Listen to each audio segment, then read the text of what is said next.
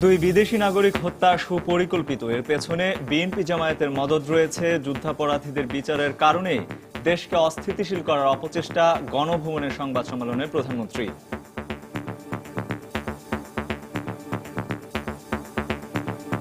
দুইজন নাগরিক বিদেশি নাগরিক মারা গেছে এবং আপনারা দেখবেন তাকে হত্যার স্টাইলটা অনেকটা একই রকম।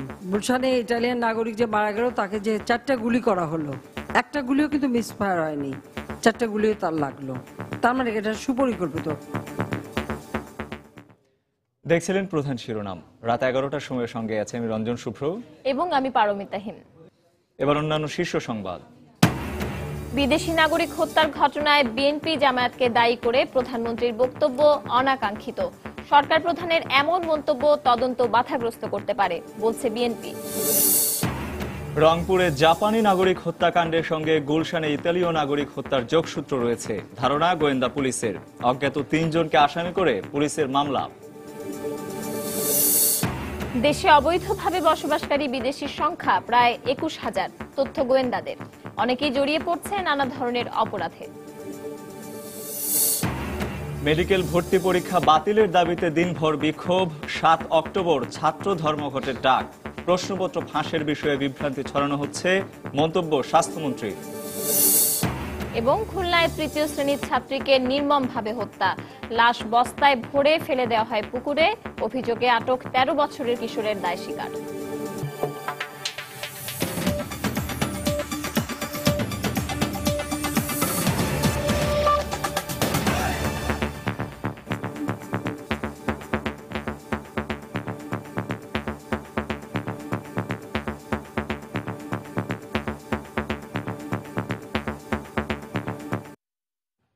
দেশে 2 বিদেশি নাগরিক হত্যার ঘটনায় বিএনপি জামায়াতের মদদ আছে মন্তব্য করে প্রধানমন্ত্রী শেখ হাসিনা বলেছেন, হত্যাকারী যারাই হোক তাদের খুব শিগগিরই খুঁজে বের করে বিচার করা হবে। জাতিসংঘের 70তম সাধারণ অধিবেশনে অংশগ্রহণের বিষয়ে সকালে গণভবনে সংবাদ সম্মেলনে সাংবাদিকদের এক প্রশ্নের জবাবে তিনি এ মন্তব্য করেন। বাংলাদেশে আইএসের কোনো অস্তিত্ব নেই জানিয়ে শেখ হাসিনা আরো বলেন, একটি বিশেষ গোষ্ঠী তাদের স্বার্থ সিদ্ধির জন্যই দেশে অস্থিতিশীল পরিবেশ সৃষ্টির অপচেষ্টা চালিয়ে যাচ্ছে। এ সময় প্রধানমন্ত্রী অস্ট্রেলিয়া ও যুক্তরাষ্ট্রের নিরাপত্তা ব্যবস্থা নিয়ে সমালোচনা করে বাংলাদেশকে দক্ষিণ এশিয়ার শান্তিপূর্ণ দেশ হিসেবে প্রতিষ্ঠার প্রত্যয় ব্যক্ত করেন। আজকের এই সংবাদ সম্মেলনে সবাইকে আমি শুভেচ্ছা। জাতিসংঘ সাধারণ পরিষদের 70তম অধিবেশন থেকে দেশে ফিরে রীতি অনুযায়ী গণভবনে আনুষ্ঠানিক সংবাদ সম্মেলন করেন প্রধানমন্ত্রী শেখ হাসিনা। যুক্তরাষ্ট্র সফরে বাংলাদেশের অর্জনগুলো তুলে ধরেন তিনি। সেটা আমরা নির্দিষ্ট করেছি। সাংবাদিকদের প্রশ্নে উঠে আসে 5 দিনের ব্যবধানে বাংলাদেশে 2 বিদেশি নাগরিক হত্যাকাণ্ড প্রসঙ্গ। প্রধানমন্ত্রী বলেন, এ নিয়ে পশ্চিমের যে দেশগুলো এত উদ্বিগ্ন তাদের দেশেও নিয়মিতই মানুষ হত্যার শিকার হচ্ছে। প্রধানমন্ত্রী বলেন, বাংলাদেশে এসব হত্যাকাণ্ডের বিচার হবে। আপনি যখন এই স্বাধীনতা যুদ্ধে যারা অপরাধী, যুদ্ধাপরাধী, তাদের যখন বিচার করছেন তার কিছু রিয়াকশন তো হবেই। আমাদের সব অর্জন একেবারে ধ্বংস হয়ে গেল এই 2 ঘটনায়, তাহলে তো এই যদি আপনাদের চিন্তা ভাবনা হয় তত আমার মনে হয় যে বিএনপি জামাত ও রাজাকারদের তাদের যে উদ্দেশ্য সেটাই সফল। কারণ তারা এই ঘটনাগুলি পিছনে নিশ্চয়ই মদত আছে এবং এটা করাই হচ্ছে যে আমাদের অর্জনটা যেন প্রশ্নবোধক হয়।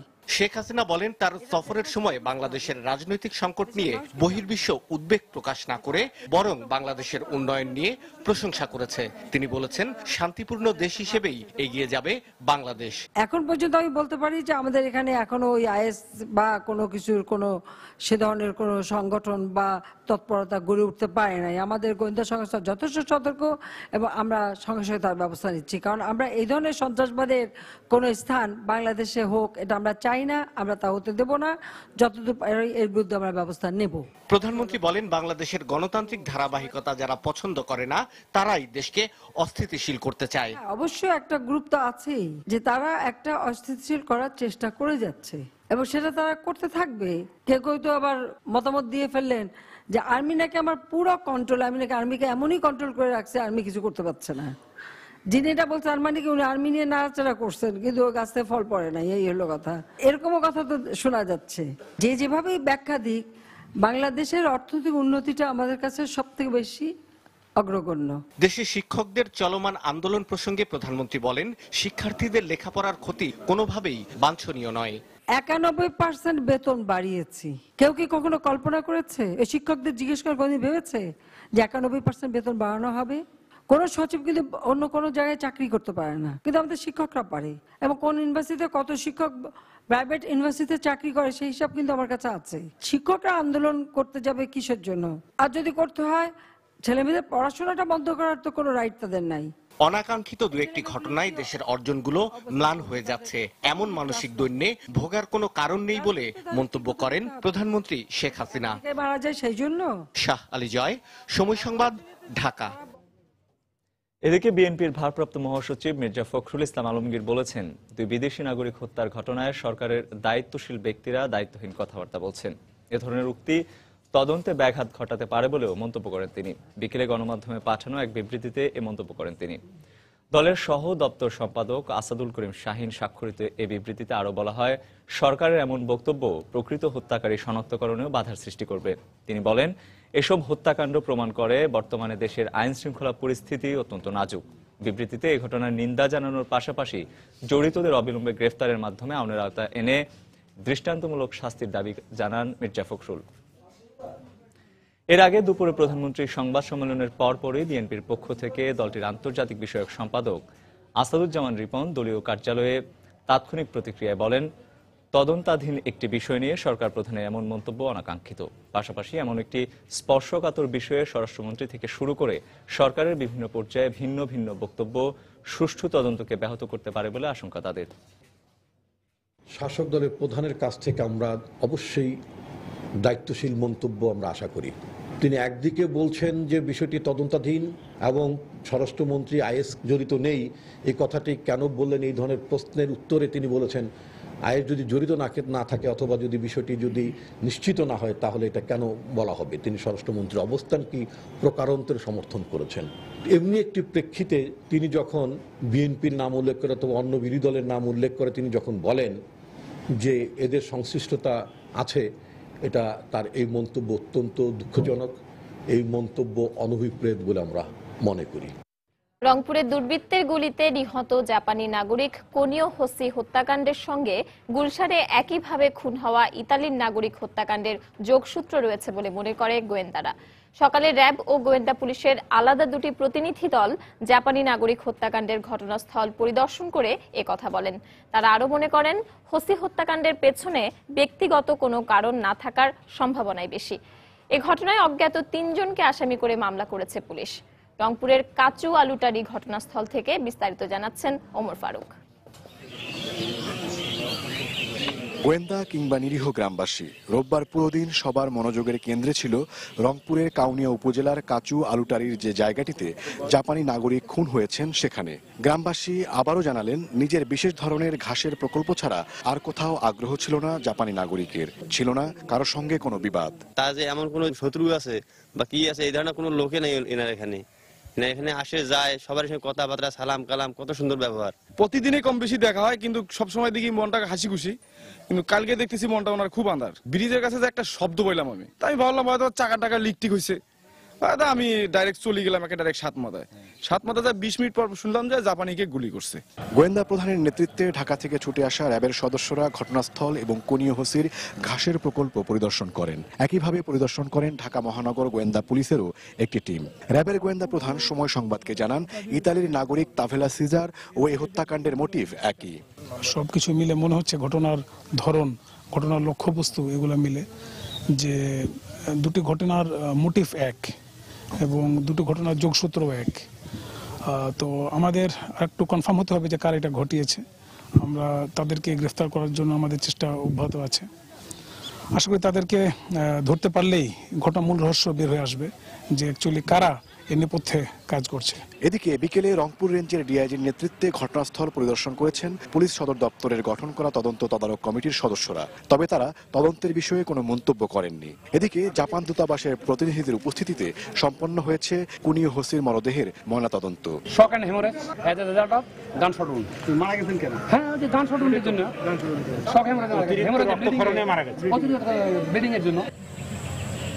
এছাড়াও জাপান দূতাবাসের প্রধান নিরাপত্তা কর্মকর্তা সহ 3 সদস্যের প্রতিনিধি দলও ঘটনাস্থল পরিদর্শন করেন। তারা ঘটনাস্থলের নকশা ও ছবি তুলে নিয়ে যান, তবে গণমাধ্যমের সঙ্গে কোনো কথা বলেননি।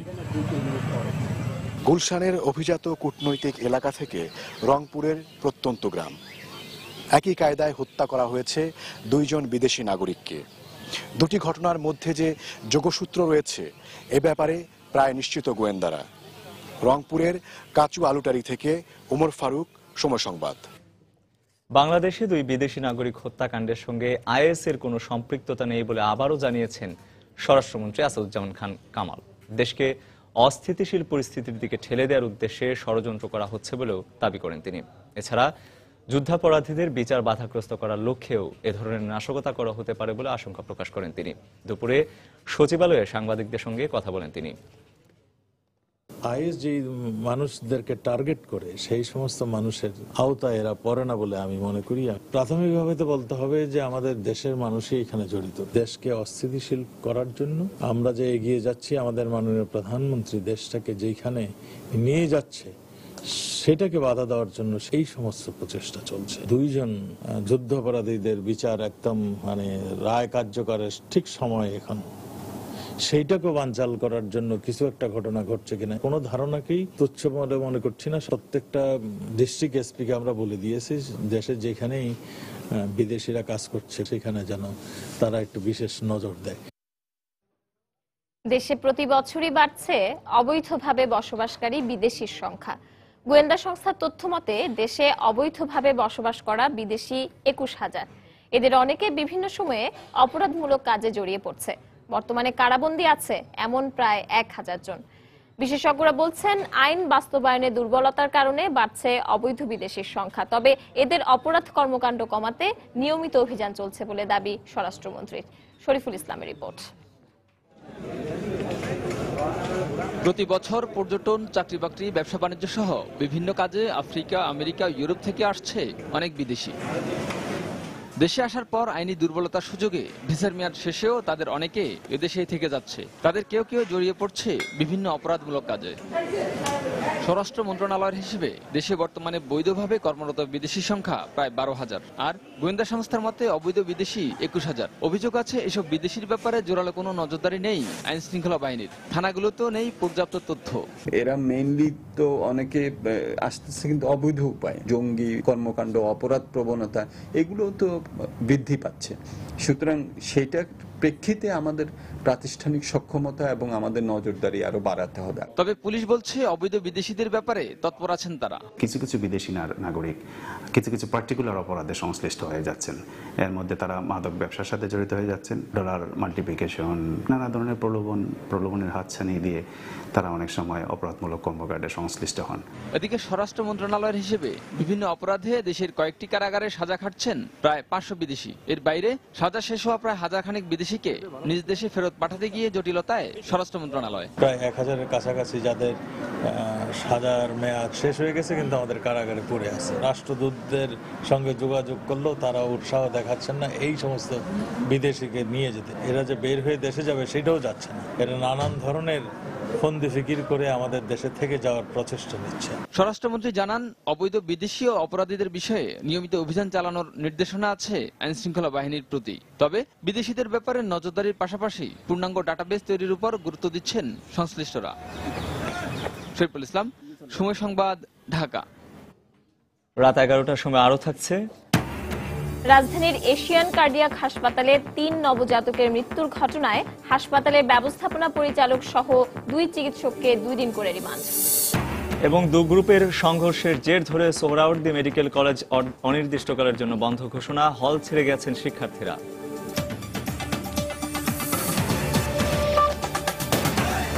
তাই তো সবাই বলে শিল্পাল্লার দিন শেষ, মেগা ডিজিটাল স্কেলে বাংলাদেশ।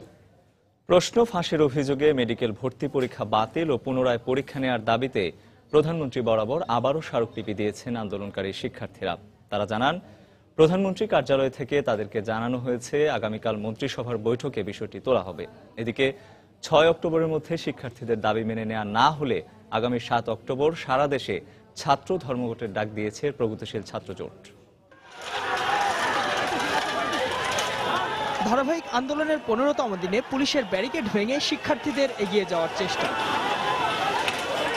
স্মারকলিপি দিতে প্রধানমন্ত্রীর কার্যালয়ের উদ্দেশ্যে শিক্ষার্থীরা যাত্রা করলেও শাহবাগ মোড়ে এসে থেমে যায় তাদের গতি।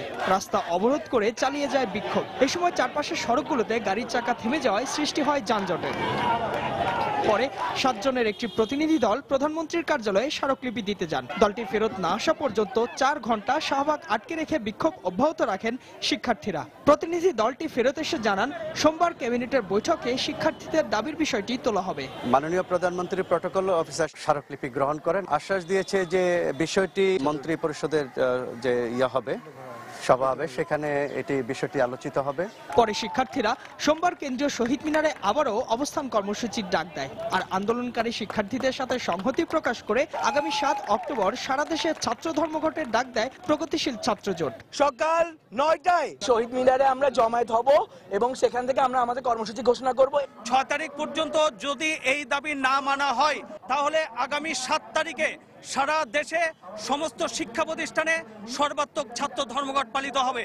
রোববার সকালে অন্যান্য দিনের মতো শহীদ মিনারে জড়ো হন শিক্ষার্থী, অভিভাবক ও বিভিন্ন ছাত্র সংগঠনের প্রতিনিধি। এ সময় তারা অভিযোগ করেন, মেডিকেল ভর্তিতে প্রশ্ন ফাঁসের সুস্পষ্ট প্রমাণ থাকলেও আমলে নিচ্ছে না সরকার। 18 সেপ্টেম্বর রাত থেকে বিভিন্ন হোয়াটসঅ্যাপ, ভাইবার, বিভিন্ন গণমাধ্যমে আমরা কোশ্চেনগুলো ইজিলি পেয়ে যাচ্ছিলাম। প্রধানমন্ত্রী আমাদের কথাগুলো শুনবেন এবং তিনি তার বিবেচনায় যেটা আসে, তার বিবেক যেটা বলে সেটা তিনি সিদ্ধান্ত নেবেন। ইজাদ শমী, সময় সংবাদ, ঢাকা। অন্যদিকে মেডিকেলে ভর্তি পরীক্ষার প্রশ্নপত্র ফাঁস হয়নি দাবি করে স্বাস্থ্যমন্ত্রী মোহাম্মদ নাসিম বলেছেন, শিক্ষার্থীদের অযৌক্তিক দাবি মেনে নেওয়া হবে না। প্রশ্নপত্র ফাঁসের অভিযোগে দেশের সব মেডিকেল কোচিং সেন্টার আইন করে বন্ধ করা হবে বলেও জানান তিনি। বিকেলে সচিবালয়ে সিনিয়র সাংবাদিকদের সাথে মতবিনিময়কালে তিনি আরো বলেন, সরকার সকল মেডিকেল কলেজকে মেডিকেল বিশ্ববিদ্যালয়ের আওতায় আনার পরিকল্পনা করছে। এটি কিন্তু একটা ফ্যাশন হয়ে গেছে যে রাজপথে দাঁড়িয়ে অবস্থান করে আন্দোলনের নামে কিছু লোককে জুটিয়ে দাবি আদায় করা যায়।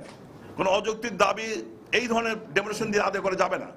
আপনি যদি সহযোগিতা করেন সাংবাদিক বন্ধুরা, যে মেডিকেলের কোচিং সেন্টার থাকবে না বাংলাদেশে, তাহলে আইন করে বন্ধ করে দেওয়ার ব্যবস্থা করা হবে। গভীরভাবে চিন্তা করছি যে আমাদের যে একটা মেডিকেল বিশ্ববিদ্যালয় আছে, সেই মেডিকেল বিশ্ববিদ্যালয়ের অধীনেই সমস্ত মেডিকেল কলেজকে নিয়ে যাওয়ার একটা চিন্তা আছে আমাদের। যেহেতু আর 2টা মেডিকেল বিশ্ববিদ্যালয় হচ্ছে, চট্টগ্রাম এবং রাজশাহীতে হচ্ছে, আমরা নিজেরাও চিন্তা করছি যে মেডিকেল বিশ্ববিদ্যালয়ের অধীনে সমস্ত মেডিকেল কলেজকে নিয়ে যাবে, এখানে পরীক্ষার ব্যবস্থা করা। যুক্তি তর্ক সহ কেউ এসে দাঁড়াতে পারে নাই। আমি তো ওপেন চ্যালেঞ্জ দিয়েছিলাম যেটার মধ্যে কোনো সম্ভাবনা নাই, আমাদের সিস্টেমের মধ্যে কোনো লিক নাই, এটা লিক প্রুফ একটা সিস্টেম। এখানে জিপিএ কিন্তু 26,000 পাস করেছে জিপিএ 10 জারিরা, তারা কিন্তু অনেক ভালো স্টুডেন্ট, এবং জিপিএ 9.08 এর নিচে কেউ মেডিকেলের চান্সই পায় নাই সরকারিতে। এখানে যে এইবার কোশ্চেন হয়তো রিলেটিভলি ইজি হইতে পারে, কিন্তু একটা কথা আছে যে মেডিকেলে অ্যাডমিশন টেস্টে কিন্তু এমন হয়েছে যে 97 পেয়েছে, আমাদের কাছে রেকর্ড রয়েছে। বেতন কাঠামো নিয়ে জটিলতা নিরসনে মঙ্গলবার বিশ্ববিদ্যালয় শিক্ষক সমিতির সঙ্গে বৈঠক হবে বলে জানিয়েছেন শিক্ষামন্ত্রী নুরুল ইসলাম নাহিদ। সকালে সচিবালয়ে সাংবাদিকদের তিনি একথা জানান। এ সময় তিনি শিক্ষকদের আন্দোলন না করার আহ্বান জানান। ফেডারেশনের নেতৃবৃন্দ বসবেন, আগামী 6 তারিখে আমাদের এখানে 3টার সময় বৈঠক হবে। সকলে এটা উপলব্ধি করবেন এবং পরামর্শ দিবেন যে কি করলে এটা সমাধান হইতে পারে। আমরা আশা করি আলাপ আলোচনার মাধ্যমে আমাদের শিক্ষকদের যেসব সমস্যা উদ্ভব হয়েছে বলে মনে করতেছেন, এগুলো উদ্বিগ্ন হওয়ার কিছু নেই, উদ্বেগেরও কিছু নেই, ক্ষোভেরও কিছু নেই। দায়িত্বটা সরকারই নিয়েছে, তাই এটা নিয়ে খুব বিক্ষুব্ধ বা উদ্বিগ্ন হওয়ার কোনো কারণ নাই। আমাদের স্বাভাবিক শিক্ষা যেন অব্যাহত থাকে, সবাই যার যার অবস্থান থেকে আমরা সেই সহযোগিতা করব। খুলনার দিঘলিয়া উপজেলায় রাবেয়া নামে 3য় শ্রেণীর এক ছাত্রীকে নির্মমভাবে হত্যা করা হয়েছে। পরে তার লাশ বস্তায় ভরে ফেলে দেওয়া হয় বাড়ির পাশের পুকুরে। এ ঘটনার সঙ্গে জড়িত থাকার অভিযোগে 13 বছরের কিশোর প্রতিবেশী রাসেলকে আটক করেছে পুলিশ। রাসেল পুরো ঘটনার দায় স্বীকার করেছে বলেও জানিয়েছে পুলিশ। খুলনা থেকে তরিকুল ইসলামের পাঠানো তথ্য ছবি নিয়ে রিপোর্ট। আমার দাবি হচ্ছে ওদের ওইরকম একটা গলা কাটে দিলে আমি খুশি, আমি খুশি, আর আমার মা করে আর আপনারা কাটেন না। দিনভর বাড়ির আঙিনায় ছুটে বেড়ানো ছোট্ট শিশু রাবেয়ার ক্ষতবিক্ষত লাশ উন্মাদ করে দিয়েছে তার বাবাকে। নিষ্পাপ শিশুর এমন পরিণতি আবেগ অনুভূতির ঊর্ধ্বে নিয়ে গেছে স্বজনদের। নিহতের বড় বোন জানায়, শনিবার সন্ধ্যা থেকেই পাওয়া যাচ্ছিল না ছোট বোনকে। রোববার সকালে বাড়ির পাশের পুকুর থেকে উদ্ধার করা হয় রাবেয়ার লাশ। আমি আবার ওকে বাসায় গেছি, ওরা বলতেছে কি আমাকে বাসায় টিভি দেখতেছিল, কেবলমাত্র বেরোয় গেছে। তারপরে আমি আবার আসতেছি, হঠাৎ করে কারেন্ট আইছে, অনেকক্ষণ দরজা ধাক্কাধাক্কি করেছে কিন্তু কেউ সাড়া দিইনি। সন্ধ্যার সময় আমরা খুঁজাখুঁজি লাগাইছি, পাইনি কোথাও। এখন দেখা যায় যে ওকে ঘরের মধ্যে ওই রাসেল পা কেটে রক্ত ছড়াই নিছে। এর আগে তো আমার বোনরেও মারিছে। এলাকাবাসী জানায়, অভিযুক্ত রাসেল এর আগেও কয়েকটি হত্যা চেষ্টা করেছিল। এগোদারে বই মানুষ হয়েছে, তাই এই আত্মর ভিতর যে এরকম একটা ক্ষতি করিয়ে ফেলাইলো এক কল্পনা বলা যায় না। কয়েকদিন আগে একটা ঘটনা ঘটছে, একজনের গলা চেপে ধরছে, চিল্লাপালার কারণে পার্শ্ববর্তী যে লোকজন ছিল তারা এসে তার কাছ থেকে ছাড়াই নিছে। তো এই ছেলেটা মাদ্রাসায় পড়ে, একটু ডিয়ারিং টাইপের। আমাদের সুস্থ বিচার যেন হয়, এটাই আমাদের দাবি। পুলিশ জানায়, রাবেয়াকে গলা টিপে হত্যার পর তার শরীরে ব্লেড চালিয়ে ক্ষতবিক্ষত করা হয়েছে। পরে বস্তায় লাশ ও ইট ভরে ফেলে দেওয়া হয় বাড়ির পাশের পুকুরে। পুলিশি হেফাজতে পুরো ঘটনায় স্বীকার করেছে রাসেল। ঘটনার নেপথ্যে অন্য কোনো কিছু আছে কিনা, এই ঘটনার সাথে কেউ জড়িত আছে কিনা সেটা তদন্ত সাপেক্ষ ব্যাপার। আমরা এই বিষয়ে তদন্ত করছি, আশা করছি যে আমরা সমস্ত কিছু উদ্ধার করতে সক্ষম। নিহত রাবেয়া দিঘলিয়ার RDN সরকারি প্রাথমিক বিদ্যালয়ের 3য় শ্রেণীর ছাত্রী ছিল। 4 বোনের মধ্যে সে সবার ছোট। বাবা ভ্যান চালক। 13 বছর বয়সী রাসেল রাবেয়ার পাশের বাড়ি থাকত। তরিকুল ইসলাম, সময় সংবাদ, খুলনা। চট্টগ্রামে স্টেশন রোডের একটি আবাসিক হোটেলে এক তরুণীকে 5 দিন ধরে আটকে রেখে ধর্ষণ করা হয়েছে বলে অভিযোগ উঠেছে। রোববার রাত 9টার দিকে কোতোয়ালি থানায় ওই তরুণী বাদী হয়ে মামলা দায়েরের পর তাকে চট্টগ্রাম মেডিকেল কলেজ হাসপাতালের ওয়ান স্টপ ক্রাইসিস সেন্টারে পাঠানো হয়। তরুণীর অভিযোগের ভিত্তিতে পুলিশ জানায়, গত 27শে সেপ্টেম্বর ঢাকা থেকে চট্টগ্রামে আসার পর বাসায় পৌঁছে দেওয়ার কথা বলে কামরুজ্জামান নামে এক যুবক তাকে কৌশলে নগরীর একটি আবাসিক হোটেলে নিয়ে যায়। পরে সেখানে তাকে আটকে রেখে বিয়ের প্রলোভন দেখিয়ে ধর্ষণ করে। তরুণী নিজেকে অবসরপ্রাপ্ত সামরিক কর্মকর্তার মেয়ে এবং মার্কিন নাগরিক হিসেবে পরিচয় দিলেও সংশ্লিষ্ট বিষয়ে কোনো তথ্য জমা দিতে পারেনি।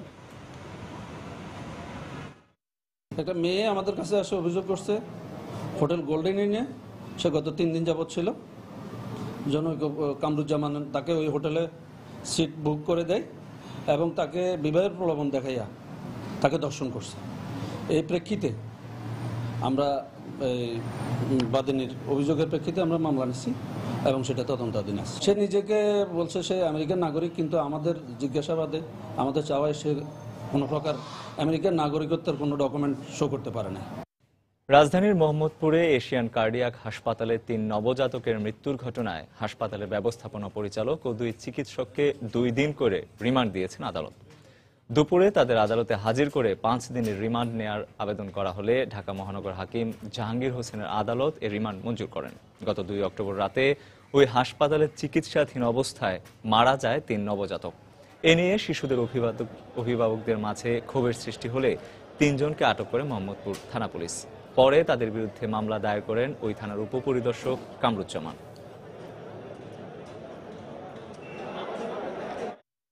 দুই গ্রুপের শিক্ষার্থীদের সংঘর্ষের জের ধরে অনির্দিষ্টকালের জন্য বন্ধ ঘোষণা করা হয়েছে সোহরাওয়ার্দী মেডিকেল কলেজ। জানা গেছে, সকালে সোহরাওয়ার্দী মেডিকেল কলেজে নতুন শিক্ষাবর্ষের শিক্ষার্থীরা ভর্তি হতে এলে নবীনদের বরণ করা নিয়ে বিবাদে জড়ায় অধ্যয়নরত শিক্ষার্থীরা। এক পর্যায়ে উভয় পক্ষের সংঘর্ষে আহত হয় কয়েকজন। পরে আহতদের হাসপাতালেই প্রাথমিক চিকিৎসা দেওয়া হয়। এদিকে এই ঘটনাকে কেন্দ্র করে অনির্দিষ্টকালের জন্য শিক্ষা প্রতিষ্ঠান বন্ধ সহ শিক্ষার্থীদের আবাসিক হল ছেড়ে দেওয়ার নির্দেশনা দেন কর্তৃপক্ষ। তবে এ বিষয়ে সংশ্লিষ্ট প্রতিষ্ঠান এবং শেরে বাংলা নগর থানার পক্ষ থেকে কোনো বক্তব্য পাওয়া যায়নি। পরিস্থিতি নরমাল হলে স্যাররা আমাদের ইনফর্ম করবে, আমরা চলে আসবো, এরকম কোনো ডেট দেয়নি। ডিসিশন আসছে যে যেতে হবে, আমরা চলে যাচ্ছি। আমি এই ব্যাপারে আর কিছু জানি না।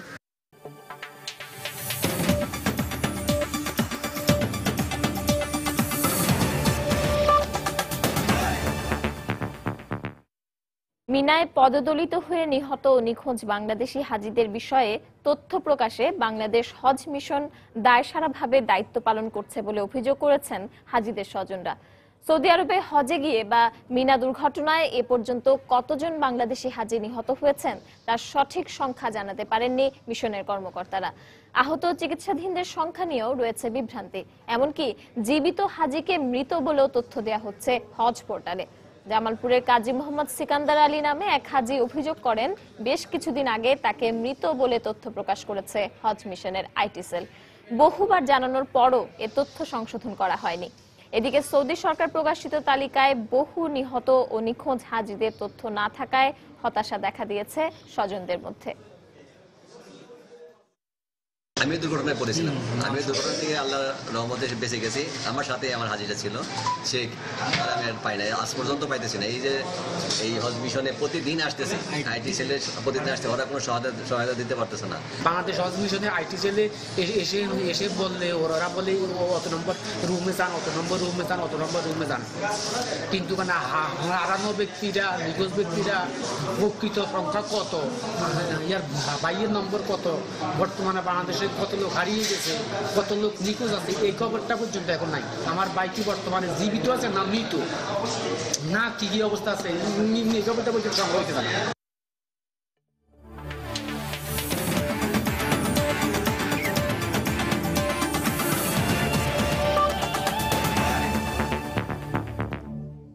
অস্ট্রেলিয়ার বিপক্ষে বাংলাদেশের স্থগিত হওয়া টেস্ট সিরিজ নিরপেক্ষ ভেন্যুতে আয়োজনের সম্ভাবনা উড়িয়ে দিলেন বিসিবি পরিচালক ও মিডিয়া কমিটির চেয়ারম্যান জালাল ইউনুস। আর এফটিপি অনুযায়ী আগামী বছরের সেপ্টেম্বর পর্যন্ত অস্ট্রেলিয়ার ব্যস্ত সূচি থাকায় এর আগে টেস্ট সিরিজটি পুনরায় আয়োজনের সম্ভাবনা ক্ষীণ বলে জানান বিসিবির এই পরিচালক। পাশাপাশি 2 দফায় ভাগ হয়ে জিম্বাবুয়ের বিপক্ষে হোম সিরিজ নভেম্বরে শুরু হতে পারে বলে ইঙ্গিত দিয়েছেন জালাল ইউনুস।